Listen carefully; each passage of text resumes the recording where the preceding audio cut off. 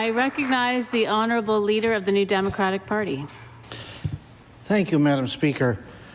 I'm a person who really likes to walk, and I know lots of people have very novel and captivating things that they do for recreation, but my habits are a lot more literally pedestrian. So I walk every day, usually around Peninsular Halifax and particularly around the constituency that I serve. And through the course of my walks, particularly during this second half of the second mandate of the current government, I had begun to notice something that had not previously been a part of the picture.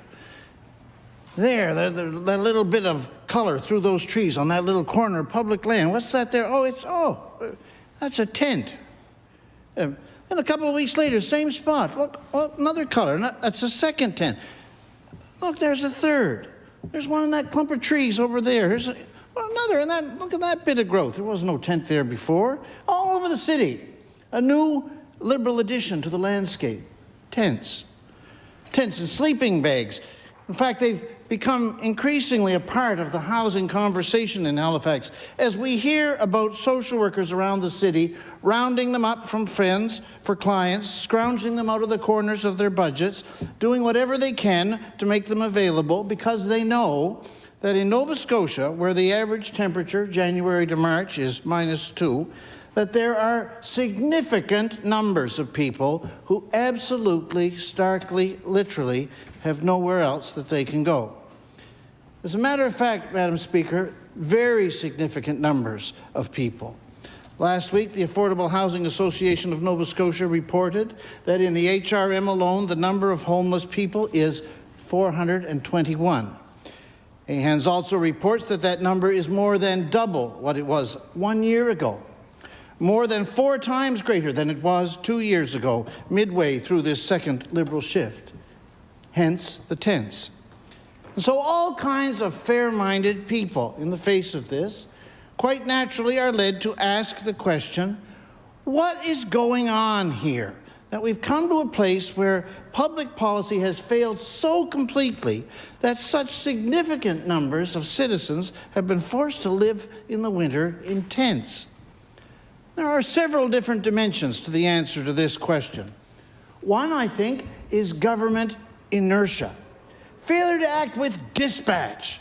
Failure to move with energy, focus, force, gas.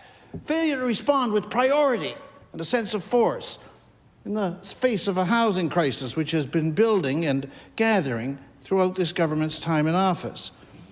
Certainly that's the case when it comes to actual investment in new housing infrastructure for the people of our province. At a time when the wait list for public housing is 5,000 people, the total number of new housing units constructed in the 8 years of the Liberal administration is under 200. And the total number which they have on the books to build under the current federal-provincial agreement over the next 3 years is just about the same. Inertia, too, when it comes to rents that have been systematically, annual hike after annual hike, been moving beyond the capacity to pay of people of any ordinary incomes. With the result that today in Nova Scotia, 1/5 of those who rent pay out more than half of their income on that rent, all the while having to listen to spokespeople for the government pontificating about how rent control doesn't, in their view, work. To which the thousands of people who haven't got enough left over after the rent to even actually get the groceries answer in collective condemnation, work for whom? Rent controls certainly are working for the thousands of people for whom a £500 weight was lifted off their shoulders last November when the government, under pressure from a multitude of quarters, brought temporary rent control in for the duration of the state of emergency. And rent controls work too for the majority of Canadians who live today in jurisdictions where rent control is part of the permanent and statutory picture. So inertia, yes, that's part of the reason why tents have become such a feature of the housing landscape under the current Liberals. But so too, in addition to inertia, so too is one of the dimensions for the reasons for this is attitude in general.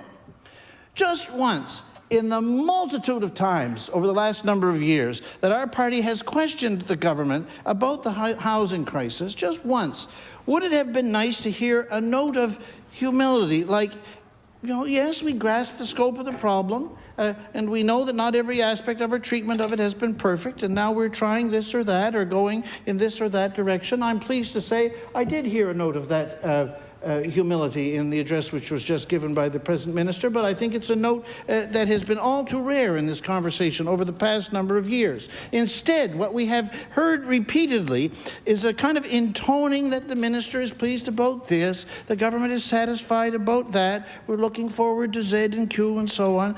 So in my view, it is fair to say that the government stands rightly charged today with the serious shortcoming of self-satisfaction in the face of housing-based suffering, of providing every evidence that they are simply not moved by the hundreds of those who are forced to sleep outside. So inertia and attitude, yes, these are key elements of the present government's housing failure. But at the root of it all, I want to say this afternoon, is a third component, which is an overarching blind faith that the private market alone is the sector which is best positioned across the board to address the housing crisis. The present government abjured rent regulation for years, while vacancy rates went to historic lows and demand pressures pushed rents to record highs, because they believed, and they said so, that to do otherwise would adversely affect the market. The current government has foregone and missed opportunity after opportunity to augment the housing stock by investing in publicly owned, cooperative, and other nonprofit forms of housing. They've missed those opportunities because of their mistaken core belief that the private market alone is best positioned to address this problem. The current crisis, in my view, is in significant part a result of this wrong belief. Mr. Speaker, the legislation that we have brought before the House today, Housing as a Human Right, proposes a different road, a different path, and an altogether different framework. And this different framework is reflected in the legislation's title, an act to recognize housing as a human right and adopt a provincial housing policy. This legislation proposes that the foundational framework for housing policy in Nova Scotia ought not to be the market and the various requirements of the market nexus, but rather the recognition, as the member for Halifax Needham has pointed out so repeatedly and soundly, the recognition that housing is a human right, and that therefore access to secure, affordable, quality housing must be one of the foundational guarantees of person that are provided to every citizen of Nova Scotia.